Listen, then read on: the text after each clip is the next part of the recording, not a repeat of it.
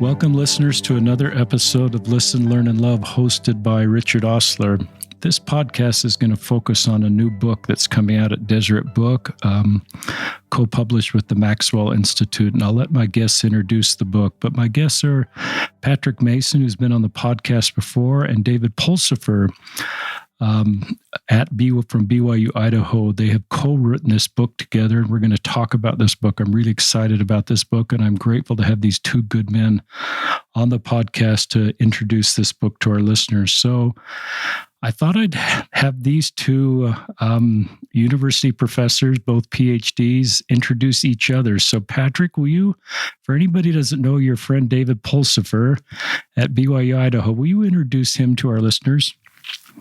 Absolutely. I'm happy to. I feel like in sacrament meeting when a new couple moves into the ward and they introduce each other. So, and David and I have been joined at the hip on this for about a decade. So, but David is a remarkable scholar and human being who's a professor of history at BYU-Idaho.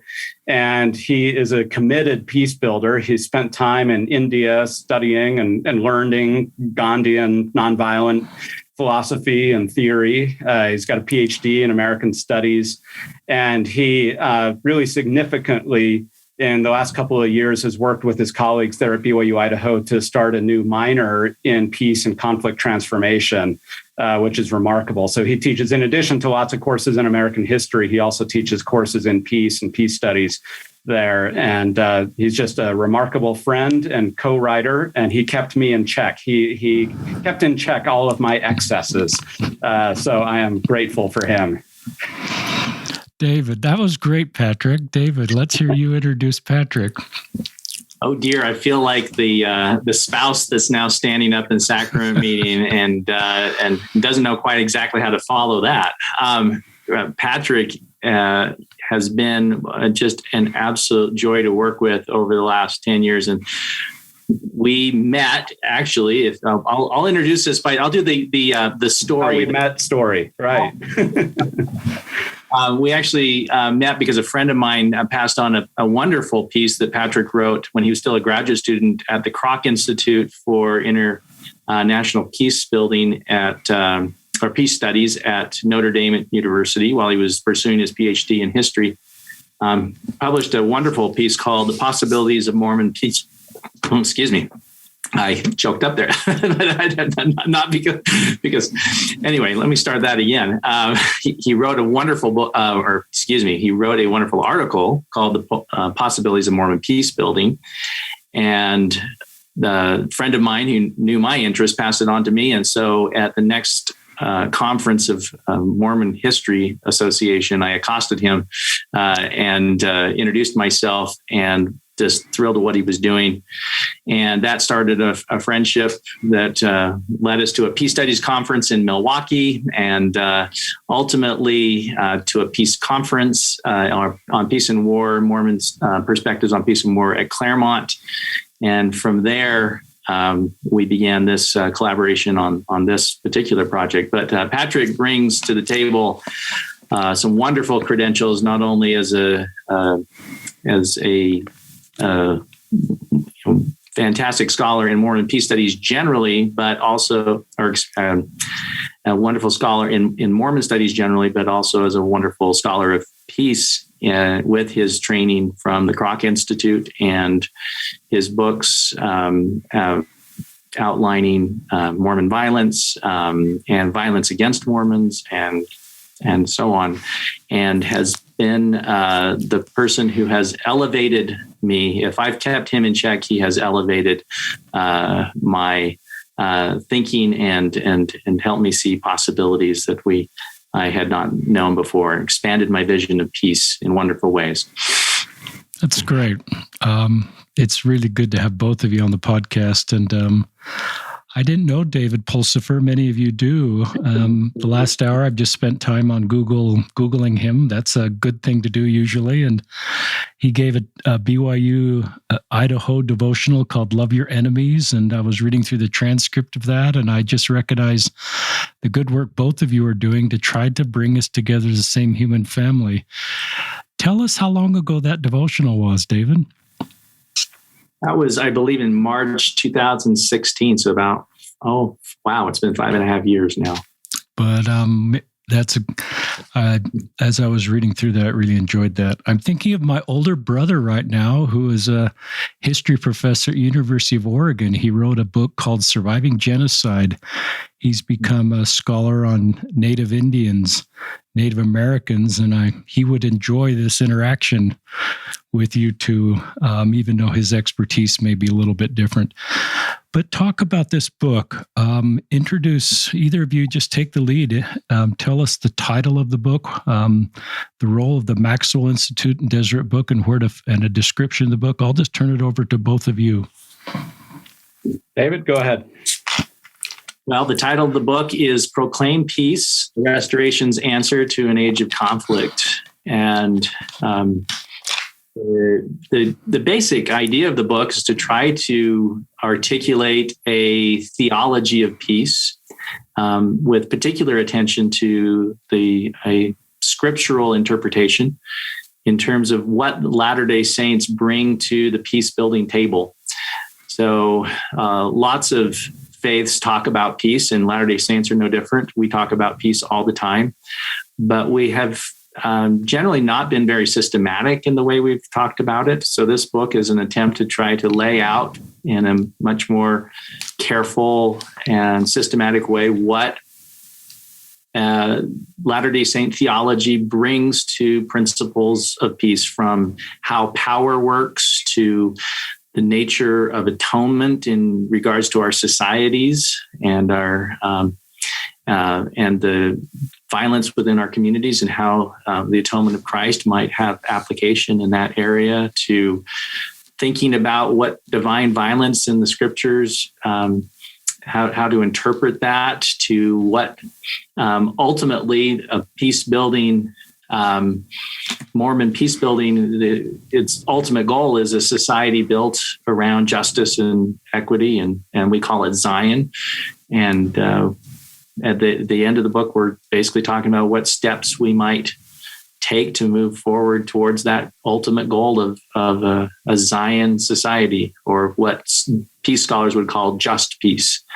And so the attempt was, we started the attempt largely because nothing like it existed out there. And we wanted to start a conversation about what peace means to Latter-day Saints, and what we could bring to other traditions that are also exploring peace.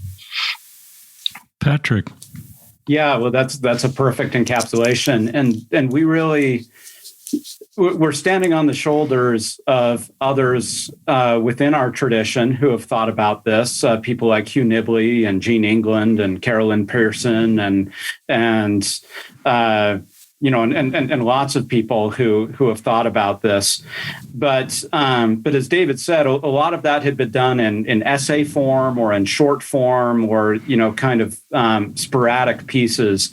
And we really thought that if as Latter-day Saints we want to take peace and peace building seriously, we need to do the work of diving into our own tradition to see what resources are there. And so we believe, because we've both been lifelong members of the church, we know that Latter-day Saints have a heart for peace. We know that Latter-day Saints want to be a people of peace and want to follow the Prince of Peace.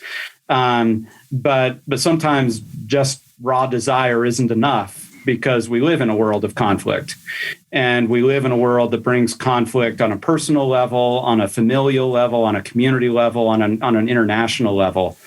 And so unless we've done the hard work of really mining our tradition to think about what it says about peace and peace building on each of those levels, then we're going to be sort of left adrift. when push comes to shove.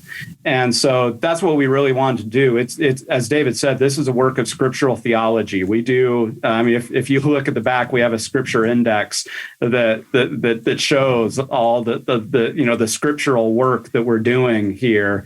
And while we do engage with the Bible, lots of other Christian and Jewish scholars have wrestled with the Bible. So we really zeroed in on the distinctive scriptures of the Latter-day Saints to see what they have to say about peace and conflict. And we hope that people will be surprised maybe by some of the things that we've drawn out. We haven't rewritten any scriptures. We haven't made anything up, but maybe seeing some things that were in plain sight, but hiding from our view. That's cool. That's very exciting. Talk about, I'm thinking now, as we're working to always improve our restored church, improve the culture, are there things that you hope generally we're able to do better in the church at a local level, institutional, because of the things that you're bringing forth in the book? Yeah, maybe I'll start here. One of the closing chapters of the book is called Just Ward Theory. And this is our little play off of the more familiar Just War theory. And we think that the Latter-day Saints have a really distinctive gift in the form of our congregational life, in the sense of wards and stakes, where people already come together as communities. These are communities of people who love one another and support one another, and these kind of rich social bonds that we build within our wards and stakes. And it's remarkable. And we all know the kinds of service that are done for one another within, when somebody gets cancer, when somebody goes through a divorce, when somebody's, gets sick, all the, experiences financial hardship. So we know the strength of the ward internally, but we feel like the part of what Zion calls us to do is to leverage that strength as communities for the blessing of the world. And it begins in our communities. And so we think about ways, after we set out all these kind of principles and the kind of theological foundation in the early chapters, really the payoff is at the end for us to think about how do we mobilize, not only as individuals, but as Latter-day Saint communities, to go out and make a difference in the world. And we've already begun to see some of this, the way that Latter-day Saints have risen to the challenge in terms of refugee resettlement, for instance, has been remarkable. I think we've been among the best throughout the United States and Europe in the way that we've mobilized around that. And that's a very significant issue and a significant aspect of peace building. But there are lots of different needs. Conflict takes a lot of different forms. But we really feel like Latter-day Saints are well poised and positioned to bring all the strength of our community to make a difference for other people and in the service of peace. Thank you. I might add just that so many of the pieces are already in place that just need to be maybe repurposed or refocused in various ways to make difference, and not in fundamental ways, but just in incremental ways. I think we've seen in the missionary efforts the ways in which missionaries and the COVID experience has taught us that missionary work can be rethought in some pretty remarkable ways to leverage things like social media. We can think about all sorts of ways in which missionary work can go out and serve the world, and the kinds of service that missionaries are already giving are just one example of something that's changed. For example, from when I was a missionary in the 1980s, which is starting to date me now, but the way in which the church has implemented the service within the kind of daily experience of weekly experience of missionaries is one ways in which we're starting to turn towards not just teaching missionary discussions per se, but feeding people's bodies and clothing their nakedness and doing all of the things that ultimately need to happen to make society more just, more peaceful, to bring Zion about, so that so that these kinds of resources, the kinds of work we do in the aftermath of disasters, the kinds of work we're doing with refugees, all sorts of things, Mormons or Latter-day Saints are really good at organizing when we've got a vision of something, and being able to capture possibilities and then going out and working to get it done. Hopefully the book provides a certain new vision, new possibilities that we can then take that incredible Latter-day Saint organizational skills to and really tackle some of the bigger challenges in the world, and thinking outside of just our community, but to those broader structural, societal, systematic problems that we have certain resources and perspectives and talents that could be brought to bear on those problems. Why do you think our church is sort of at a point now in its maturity, and this may get into Patrick's prior book, that we're in a position structurally with the church that we can do some of the things that both of you were talking about? Yeah, I mean, we're not running for our lives. that helps. And we, but the thing is, this vision goes all the way back. I mean, Joseph Smith, even while they were running for their lives in the 1830s and 1840s, into the 1850s, I mean, they had a vision that this religion was bigger than just another church. It was never meant to be just another denomination in the sort of landscape of Christian denominations. That there was always this ambitious, audacious vision of transforming the world, of being the leaven in society, of being, the salt, the light that would transform society.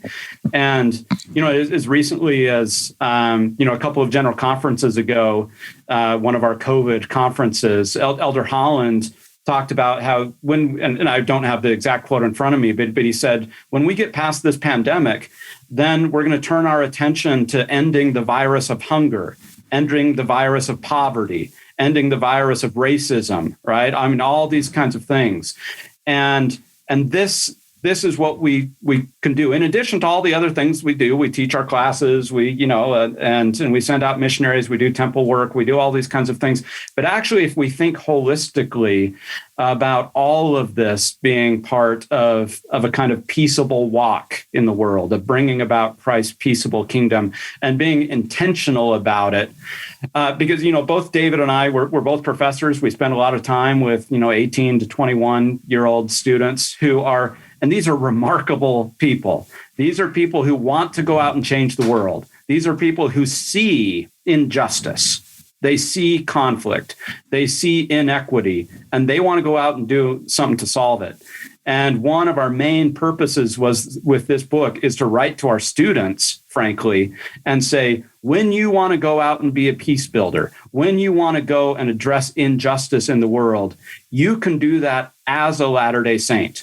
Not as something adjacent to your religion, but as something right at the heart of your religion. To follow Jesus means to go straight into those areas of inequity and injustice and to bring light and love and peace into those areas where there's conflict. So we want our students to do this kind of peace building work, but to do it from their deepest commitments as Latter-day Saints. Love that. David? I think to add to that, we're taking our cues in part, as Patrick mentioned, from the kinds of conversations we're hearing from prophets and apostles. It's not just Elder Holland who's talking about this. Elder Christofferson's talked about building Zion. So many conversations about addressing racism that are coming over the pulpit at General Conference now, right? Elder Oaks addressing these issues, others addressing these issues.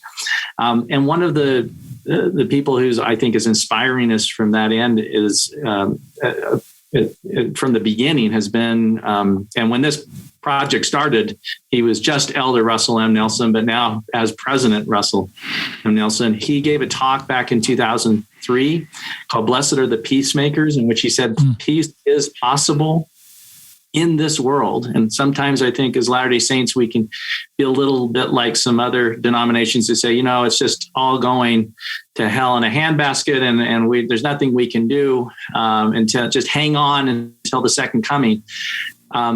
The inspiration of Elder Nelson, now President Nelson, in that peace is possible here. We can build Zion now. We can tackle these problems.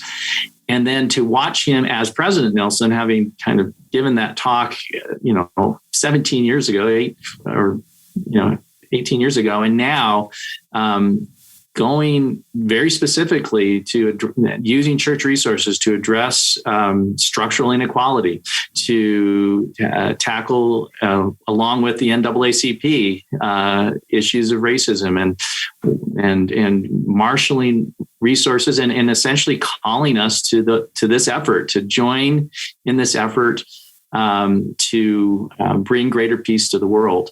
And I think we're kind of at a really interesting and remarkable moment where that kind of pivot is beginning to occur.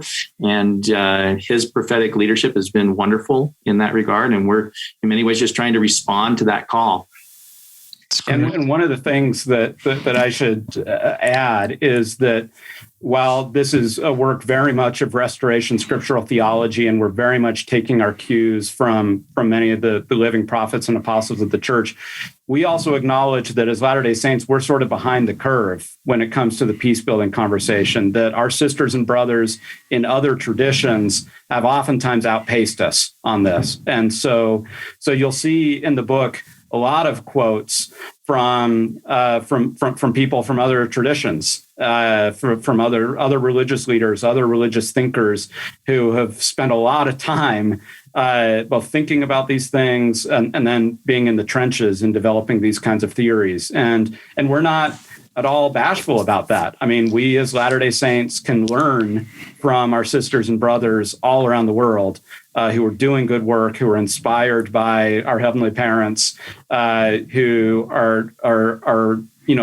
bringing about and living out these principles of peace that we can learn from. So David and I, at several junctures, we were able to see things in our own scripture as Latter-day Saints because of the lenses that were given to us by our sisters and brothers from other faiths or no faith at all.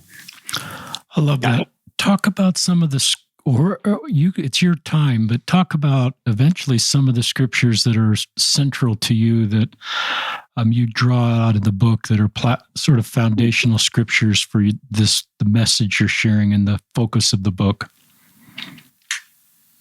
Well, I think there's several that are very key to our analysis.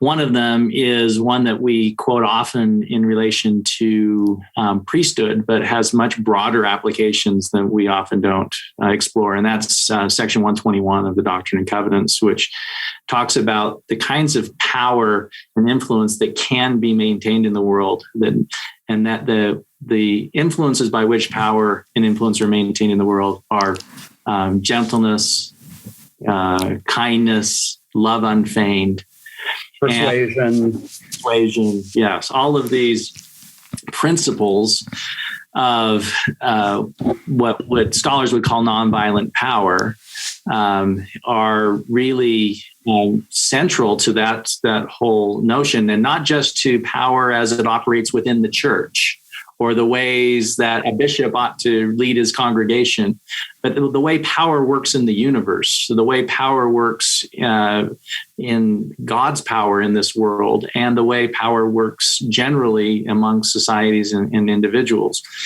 And it's when we start to grasp the profound nature of that insight that you cannot maintain power through fear, through violence. You can achieve power for a time, but you can't achieve it indefinitely. It can't endure. It cannot be maintained. That only power that comes through the pure love of Christ is power that will have that kind of influence in the world. Once you grasp that, you begin to see it in all sorts of places. You begin to see it all in all of the stories in the Book of Mormon. You begin to see it in the stories of the Old and New Testament. You begin to recognize it as it plays out in how nations treat one another, how individuals in families and workplaces treat one another. And you begin to realize that peace is built fundamentally on those principles. Another scripture that we go to frequently is section 98 of the Doctrine and Covenants, which says, renounce war and proclaim peace, and then lays out so many important principles about we often refer to these texts as a ways to justify violence, but if we read it much more carefully, we'll see that it's actually a call to a higher law and a call to go that violence can be justified in certain circumstances, but justification of something is not necessarily an endorsement of it. It means that it's something that's normally wrong that under certain circumstances may not be put on our charge sheet, so to speak. But that there are things that are not just justified, but are sanctifying in this world. And again, love and approaching our enemies in a spirit of forgiveness and generosity will go a long ways towards eliminating those enemies than justified violence ever will, and will transform them in the ways that the anti-Nephi Lehi's transformed their enemies.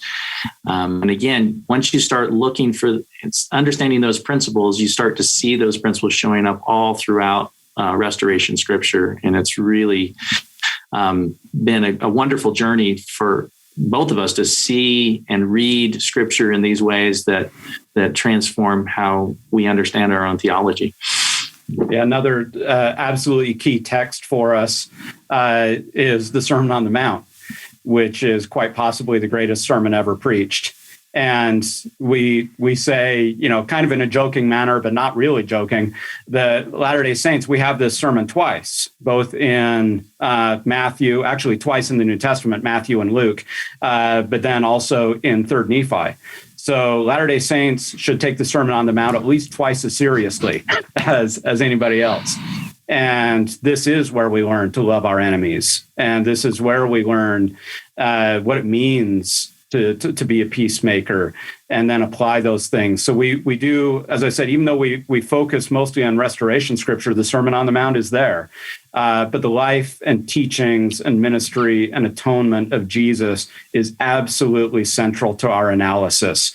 I think readers will find, and frankly, you'd asked about Deseret Book. This is one of the things that Deseret Book really liked about our book, is just how Christ-centered it is. From his pre-existence and the premortal councils through his life and ministry and death and resurrection, all the way to his continuing ministry today, that this is a book that is deeply centered on the person and character of Jesus and what it means for us to follow that. Those are great examples.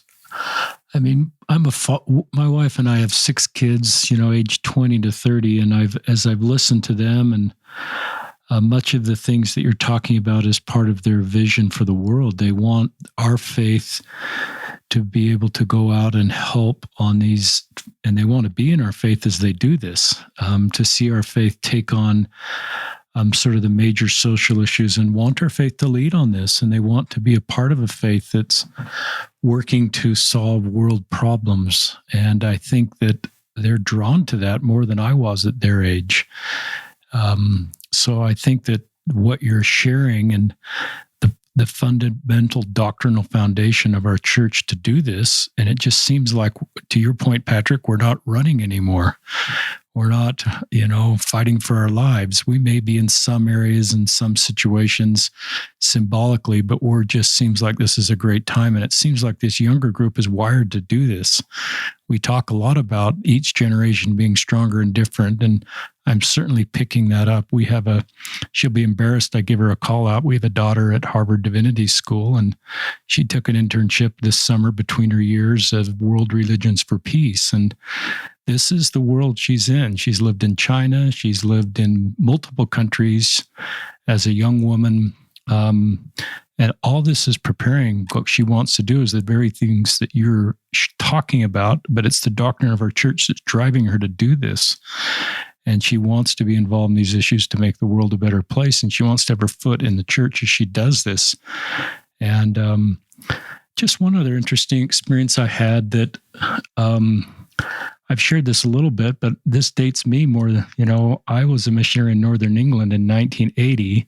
And right before we got there, our mission president, Ellis Ivory, who is still alive, he was in his 30s when he was our mission president. So that's a long time ago, and he's still alive. He felt like our culture in Northern England was too much versus us versus the Church of England.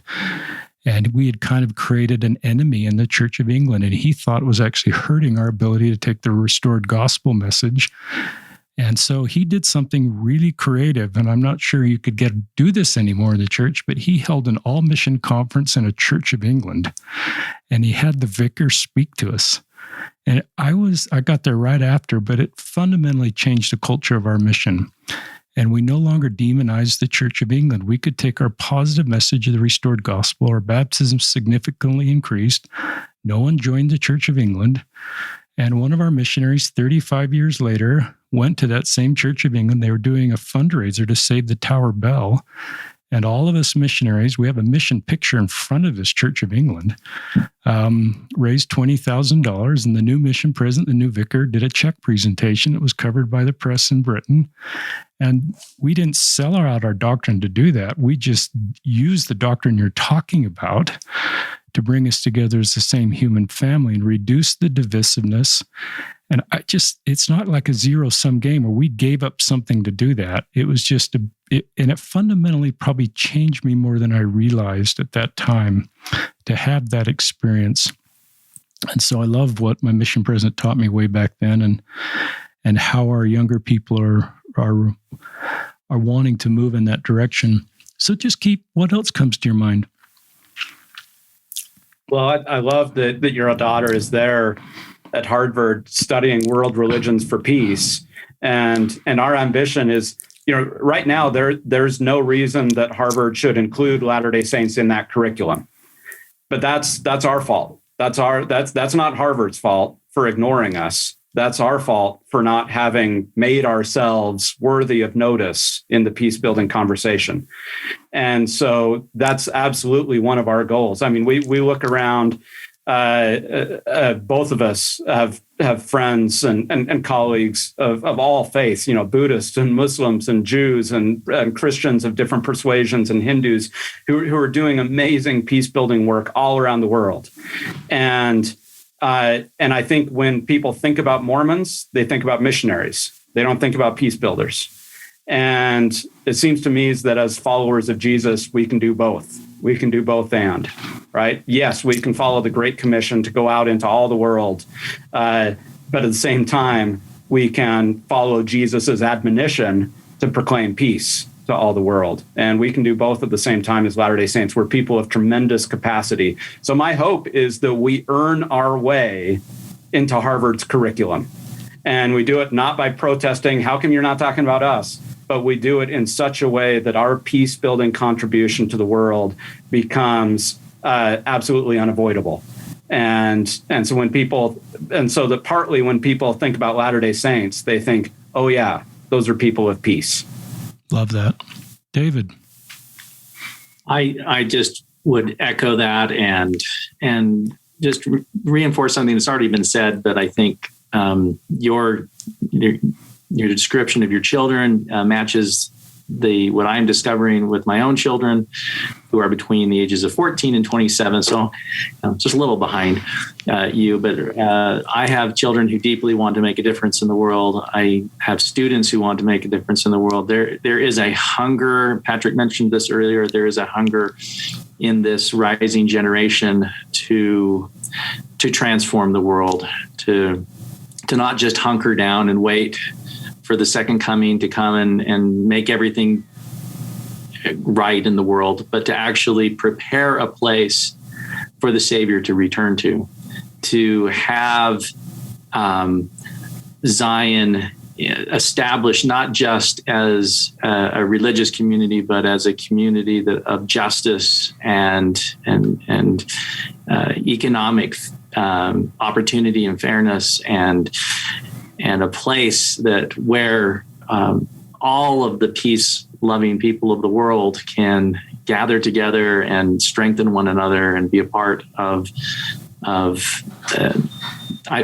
I think some of the most beautiful descriptions of Zion are the way in which it's not just a Latter-day Saint community, but that it involves people from all of these wonderful religious communities, and even people of no religious community coming together because they want to build the kind of place that, even if they don't believe in the second coming of Jesus Christ, the kind of place where he can return to his people. And I think that vision is just really strong in this younger generation. And our ambition here is to provide if nothing else, maybe a potential guide to help people into that, and to see how they can move forward, not just with one foot in the church and another in the peace building community, but to move forward as Latter-day Saints and to bring peace to the world. And that's what David just referred to as one of the remarkable texts of the Restoration, of section 45 of the Doctrine and Covenants. And that's exactly how it explains Zion. It talks about Zion as a refuge from the nation, from the conflicts and the wars of the world. And it specifically says the Zion will be the place that people will flee to, those who do not want to take up their sword against their neighbor. So Zion is the place, it's a cosmopolitan community of peace. It's the place where people who do not want to raise their sword against their neighbor, they will come to Zion. But we have to build that kind of community for that will attract them. The thought comes to my mind as you both are talking is the desire to really own our doctrine. There is powerful doctrine that you both are sharing that I'm not aware of, some of the things you've shared, and then the implication of those doctrine and the desire to create Zion within our church and have people drawn to us because of the things that you're talking about. So sometimes I think, I love the idea of if we own our doctrine, we do what both of you are suggesting to do and what many are wired to do naturally.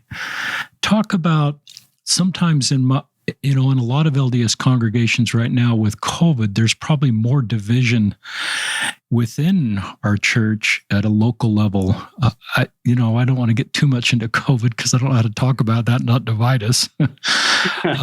My own elders quorum president introduced Sunday and says, I know there's a lot of you with a lot of different feelings about COVID, and I just want you to know you're all welcome here with your individual ideas. And he's sensitive that he doesn't want, you don't need to get into COVID, but I don't know if you want to share general principles internally that we can use, or doctrine or scriptures that helps unite us as Zion within because obviously if we're not united, if our house is divided, it's harder for us to do the things you're talking about. We sort of need to make sure our own house is united as we go out and bring peace to the world. Yeah, I'll let David take this and also pitch an earlier book that he wrote called When We Don't See Eye to Eye, which is all about sort of practical ideas about interpersonal relationships and how to create peace in our interpersonal relationships. I'll also plug one of our good friends and colleagues is Chad Ford, who's built the peace building program at BYU Hawaii. And he has a terrific book called Dangerous Love, which also applies these principles to kind of interpersonal relationships as well as broader ones. But with those two plugs, I'll let David actually answer your question. And I love David's book. I actually found it. It's got two fish looking at each other as the cover. It's eye to eye. I love that visual. And we've had Chad on the podcast way back. If anybody wants to hear Chad Ford at BYU Hawaii, talk about that book. You could search backwards. David. So much of what I've learned comes from people like Chad and Patrick and others. And by the way, that book you referred to, we affectionately call it the fish book in our family. So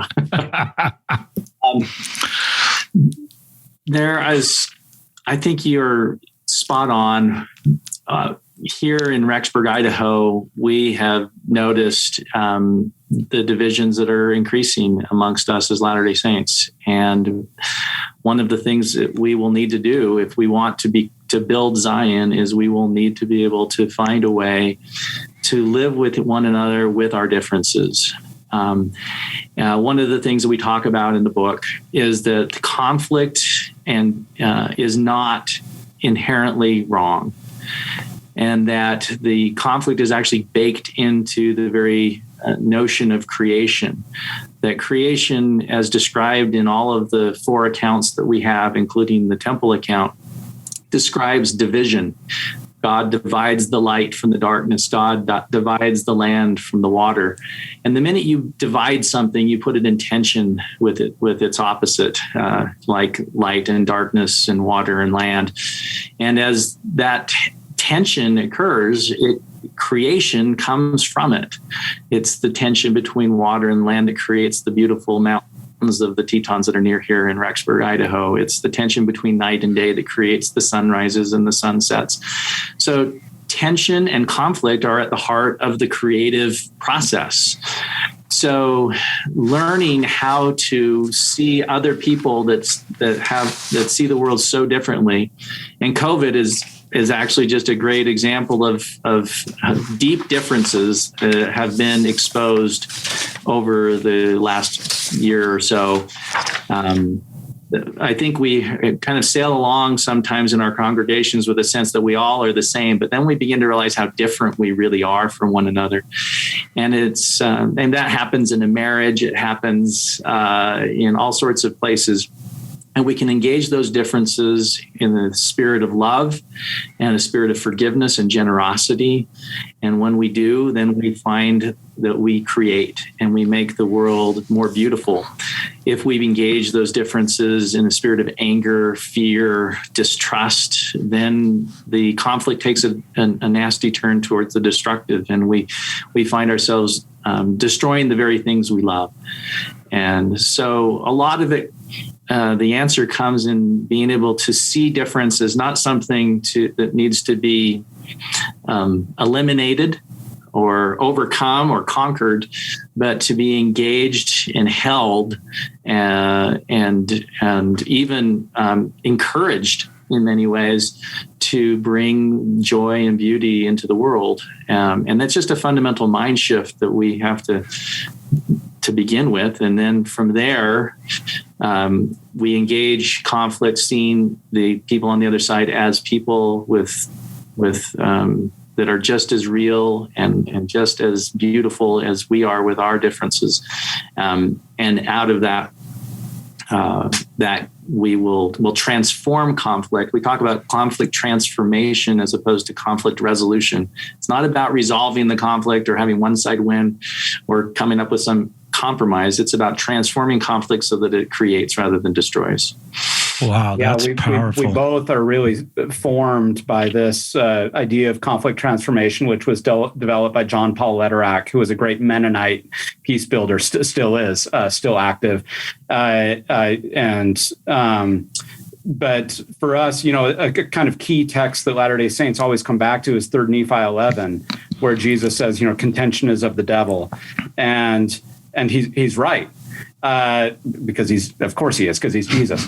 But too often we have read that as conflict is of the devil. And as David just said, that is not true. Jesus wasn't talking about conflict coming from the devil. It's contention. It's engaging in conflict with anger, with recrimination, with a sense of not seeing the humanity of the other, with the sense of a kind of win-lose mentality, a zero-sum game that I can only benefit at your expense. Those are the kinds of things. That way of engaging conflict is exactly what Jesus warned us against. When he says it's of the devil, one of the devil's name is the accuser. And so when we enter into conflict with accusation, with those kinds of things, rather than with seeing the full humanity of the other person and seeking to elevate the relationship. So as usual, Jesus is right. Well, that's really powerful. Really powerful. I'm going to replay that segment from both of you. That's music to my ears and kind of healing and kind of a higher, holier law that feels really right to me. Especially this idea we don't resolve it, one doesn't win. That feels right to me, as we need to learn I have this quote that I sometimes share in the podcast that you're both familiar with, but it's Elder Cook's quote: "Unity and diversity are not opposites. We can achieve greater unity as we foster an atmosphere of inclusion and respect for diversity. The Savior's ministry and message have constantly declared all races and colors are children of God.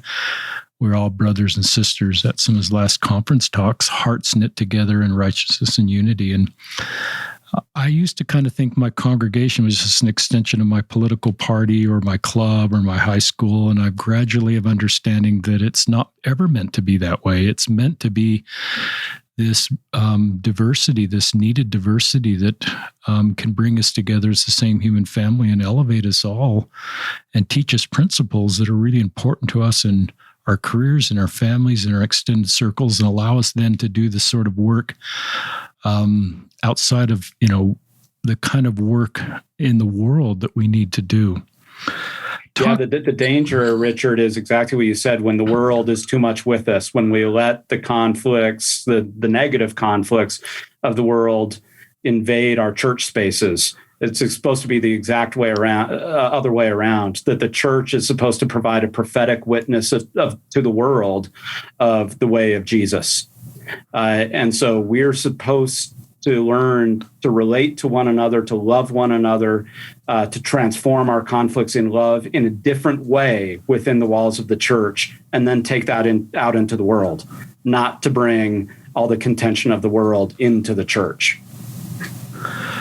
One of the things culturally that I've picked up, and I think it's what my mission president was trying to address way back in 1980, is this us versus them.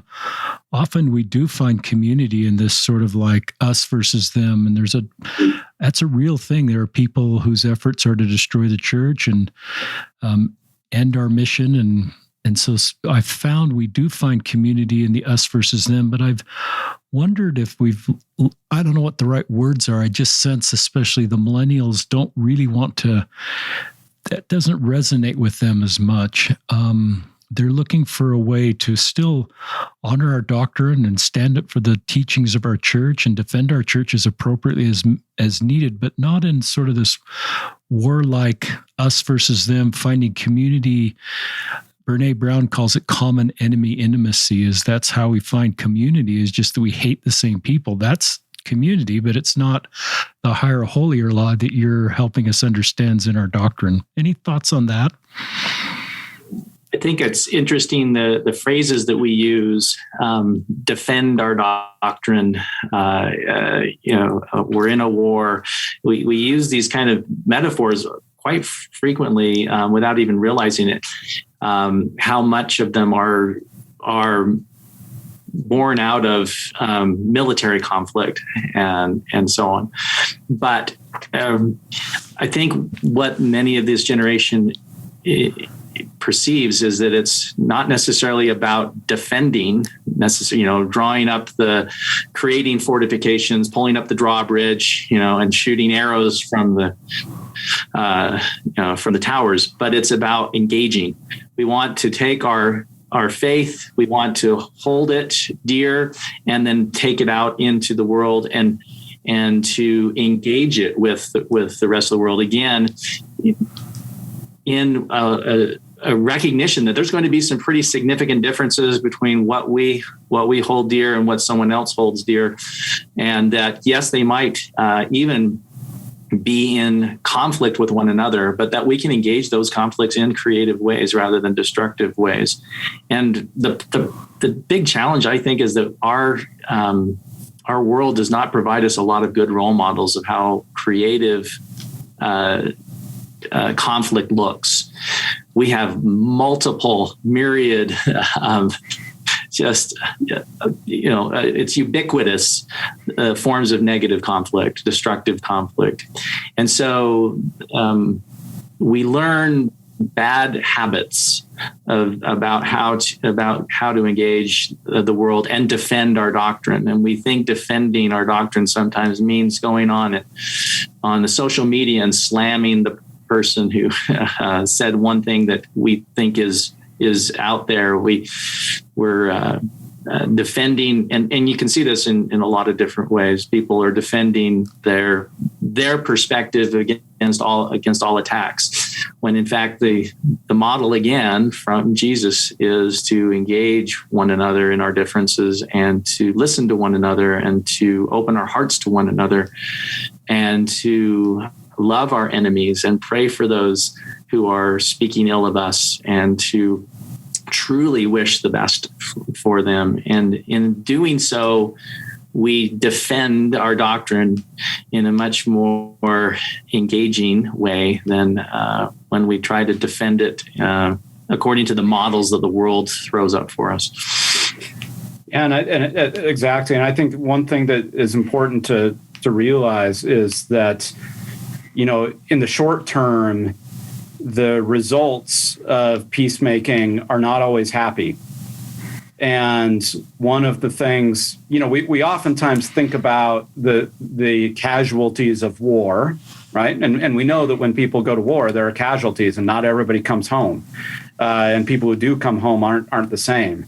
Well, when people go out and put themselves on the line as peacemakers, the same thing can happen. Think about the anti-Nephi-Lehis. They transformed that conflict, but 1,000 of them died. Think about, of course, the most significant example, the Prince of Peace, Jesus. He's crucified. And one of the lessons of the gospel of Jesus Christ is it tests our faith as to whether or not we really believe in Jesus's promise that there's more to this universe than what we see. Martin Luther King said, the arc of the universe is long, the moral arc of the universe is long, but it bends towards justice.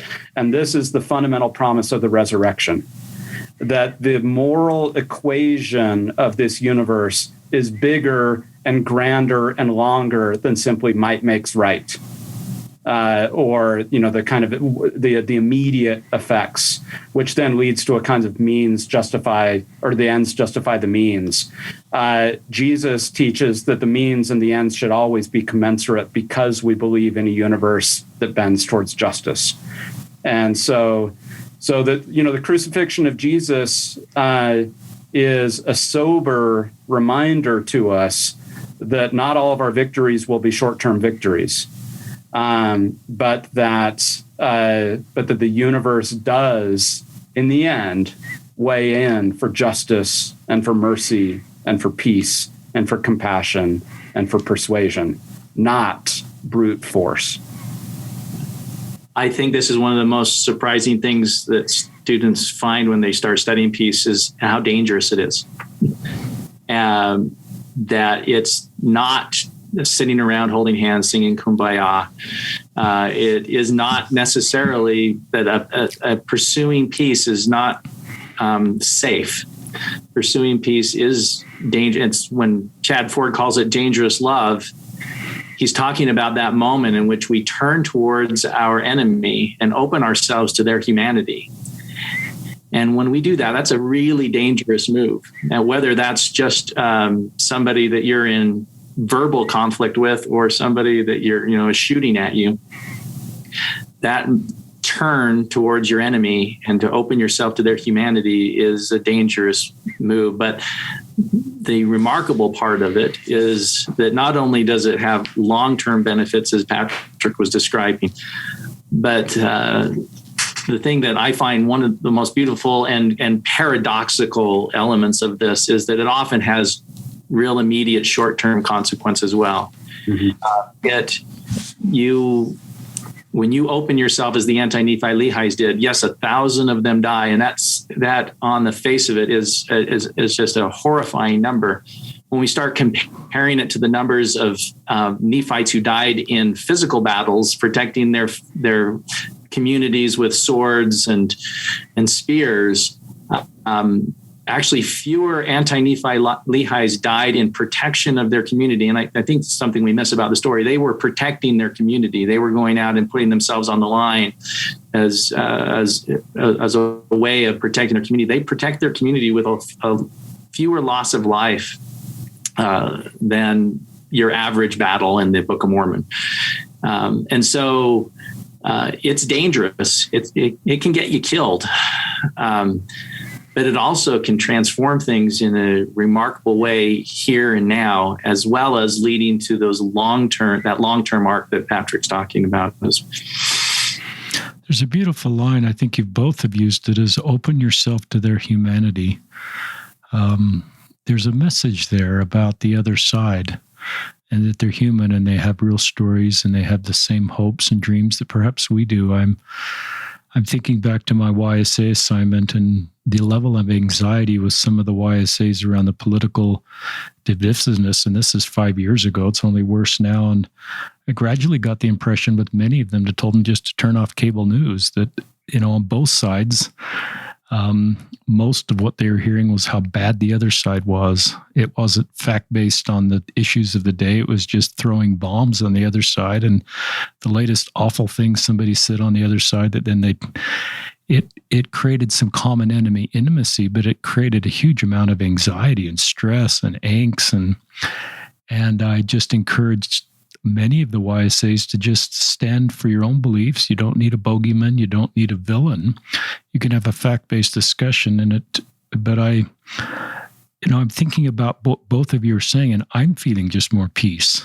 I'm feeling the things I'm craving in this society right now is just healing and calm and Jesus and love and primary songs and things that bring us together. And I'm getting a bit emotional with how much division there is in the world and how it's so opposite of what Christ taught. And sometimes he gets weaponized in this whole equation, as we all know. This is really helpful, and I think it's really needed in our faith community right now. And you two aren't making stuff up just to fit some sort of agenda. I mean, everything you come back to is the doctrine of our church, the scriptures, what our leaders are teaching. And I think I just invite listeners to do things they can do to find ways to find common ground with people that are different, to open yourself to their humanity. Read this book. Own our doctrine to try to bring more peace into the world. I listeners think these are the last days and Satan is real, but I also think it can be our finest moment as a faith, and do the things you talk about to significantly take our message to the world and significantly take the infrastructure and the ability we are as an institutional church to be known for peace and be known for world efforts to solve major societal problems. More things we probably got time for each of you to just give us how long you want to go. One more segment from each of you. Well, thanks, Richard, for this opportunity and for the great conversation. I'll just finish with this, picking up on what you said. Peace is not partisan. And this is one of the things we tried really hard to do in the book, and we hope readers will recognize it, that this is not a left-right issue. This is not, peace is part of what it means to be a Christian. And it's not just one of the offerings on the buffet menu, that actually to be a Christian means that peace and peacemaking is a staple of your diet. And so we hope this book, we know that at least within the United States, the ideas of peace and peacemaking and so forth have sometimes been associated with the political left over the past half century or so. I think that's really unfortunate, because all humans crave peace. All of us. And fundamentally, the bedrock doctrine of our church is that we have a heavenly mother and father who love every single one of their children, every single one. And so that when I am in conflict with somebody, whether it be in my marriage, whether it be in the workplace, whether it be on the freeway, whether it be internationally, the person on the other side is every bit as much a child of God as I am, with all of the infinite worth and dignity and potential that I have. And that becomes the fundamental way we have to engage one another. And so it's not fundamentally about partisanship. It's not about politics. It's not, we bring these principles to our partisanship to hopefully heal it. We bring these principles to our politics, to our communities, to our marriages, in order to hopefully transform them and make them the kinds of relationships that God has in mind for us. It's great. David? I think the thing that I have come to appreciate through this decade-long process that we've been involved in is how much of all of this is hiding, as Patrick mentioned earlier, just hiding in plain sight. It's right there in the scriptures.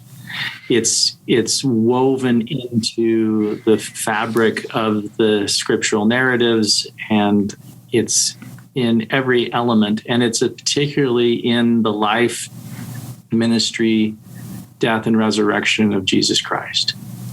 And as we begin to take that life and ministry and teachings more seriously, we begin to realize that the Savior of the world lived in a way that earns his moniker of Prince of Peace, and that every principle we need to find peace is there in his life and in his teachings and in his death,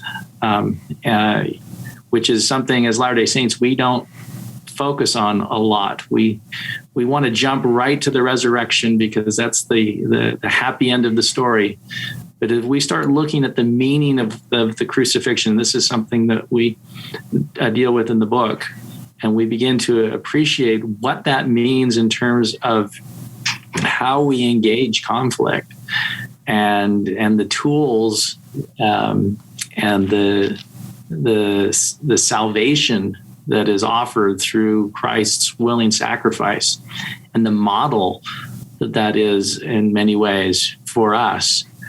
It's a transformative experience, and you begin to realize that that so much of this is just out there waiting for us to discover it, and that we just have to have the eyes to see it.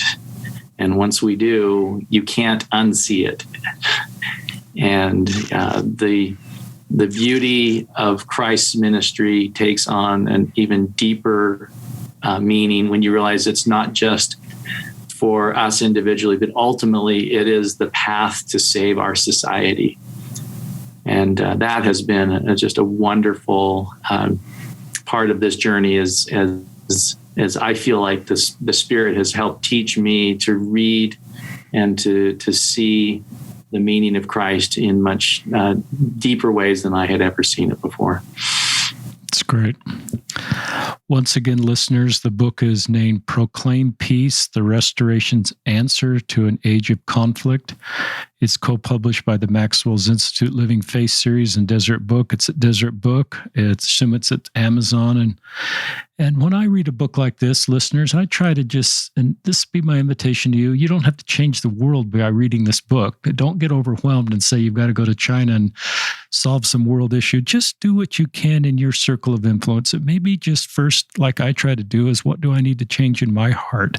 What can I learn from a book like this? And then what can I do perhaps in my family circle or with a friend next door that is different than me? So don't get overwhelmed with you've got to change the world. Just act on the impressions of what you can do in your circle of influence to make a difference. And if we all do that, we change the world.